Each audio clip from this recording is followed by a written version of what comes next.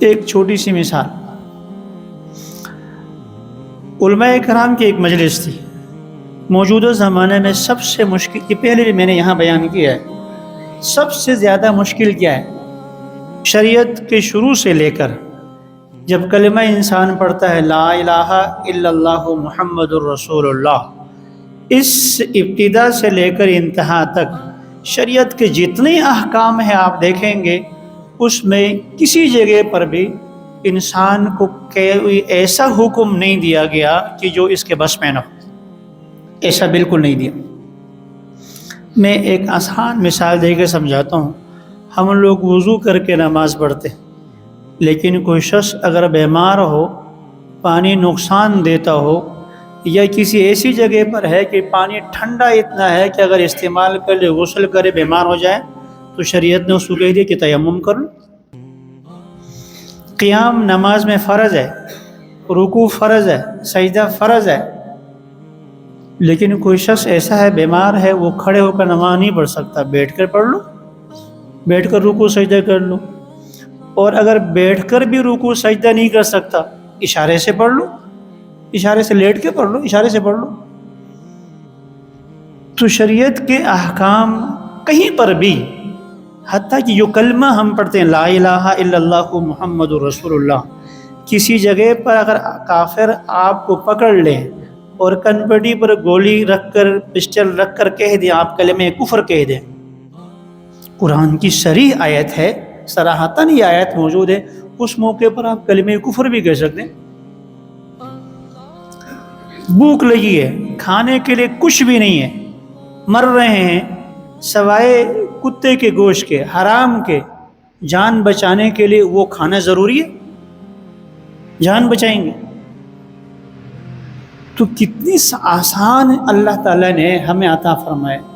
پھر خصوصیت کے ساتھ رسول اکرم صلی اللہ علیہ وسلم کی شریعت میں تو پھر اور کتنی نرمیاں۔ سابقہ شریعتوں میں جو سختیاں تھیں، وَيَضَعُ عَنْهُمْ إِصْرَهُمْ وَالْأَغْلَالَ الَّتِي كَانَتْ عَلَيْهِمْ، سابقہ شریعتوں میں جو سختیاں تھیں، جو سخت قسم کے احکام تھے، محمد مصطفیٰ صلی اللہ علیہ وسلم کے طفیل تو اللہ تعالیٰ نے اس امت کو وہ بھی آسان کر دی، آسان کر دی۔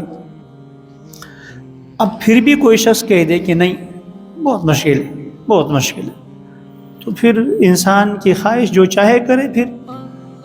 لیکن شریعت نے کسی جگہ پر جو ہے ایسا کوئی حکم نہیں دیا کہ جس کے لیے کہ انسان کہہ دے کہ یہ ہمارے بس میں نہیں۔ ایک چھوٹی سی مثال، علماء کرام کی ایک مجلس تھی۔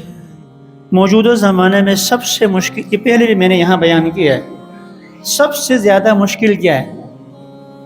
تو کسی نے کہا کہ اپنی نگاہ کی حفاظت مشکل ہے۔ گاڑی میں بیٹھے تو پہلی سیٹ پر خواتین بٹھاتے ہیں اور سر کھلا ہوا ہے، اب آپ کیسے اپنی نگاہ کی حفاظت کر سکیں گے؟ بازار میں آپ کو لینے کے لیے جائیں یا خود آپ دکان کھول کے بیٹھیں تو سامنے سب کچھ ہو جاتا ہے، میں نگاہ کی حفاظت بہت مشکل۔ بات تو ٹھیک ہے۔ دوسرے صاحب نے فرمایا یہ کان کی حفاظت مشکل ہے، نگاہ تو انسان نیچے بھی کرے، آپ نے بازار جانا ہے تو گانے فلاں فلاں، یہ کیا کرو گے؟ یہ بہت مشکل۔ کسی نے کہا آج کل کی مجلس میں غیبت سے بچنا بہت مشکل، مسجد میں بیٹھتے ہیں تو بھی غیبت، فلاں بیٹھتے ہیں تو بھی غیبت ہے، یہ اس سے بچنا مشکل ہے۔ یہ سب باتیں اپنی جگہ درست۔ تو آخر میں جو میر مجلس تھے انہوں نے فرمایا کہ سب سے زیادہ مشکل کام اپنے اولاد کی تربیت، بچوں کی تربیت سب سے مشکل ہے۔ اپنے تو ٹھیک، بچہ آپ کا، آپ گھر میں قرآن پڑھائیں، چاہے وہ قاری صاحب کا بچہ ہے، چاہے وہ شیخ الحدیث صاحب کا بیٹا ہے، چاہے وہ مفتی صاحب کا بیٹا ہے، شیخ القرآن صاحب کا بیٹا ہے، پیر صاحب کا بیٹا ہے، اس نے پہلی جماعت، دوسری جماعت، 1 کلاس 2 کلاس گھر میں تو نہیں پڑھانا نا، قرآن تو گھر میں پڑھائے گا، اس کے لیے تھوڑا بہت سکول تو بھیجیں گے آپ۔ اب مفتی صاحب کا بچہ بھی ٹائی پہن کے جا رہا ہے، اس لیے کہ سکول میں پابندی ٹائی پہن کے آئے گا، اب اس کے لیے بھی وہ بالوں کی وہ کٹی، وہاں جائیں گے دائیں والا اور بائیں والا اور، آخر کیا کرے؟ کہا کہ سب سے زیادہ مشکل جو ہے اپنے بچوں کی تربیت۔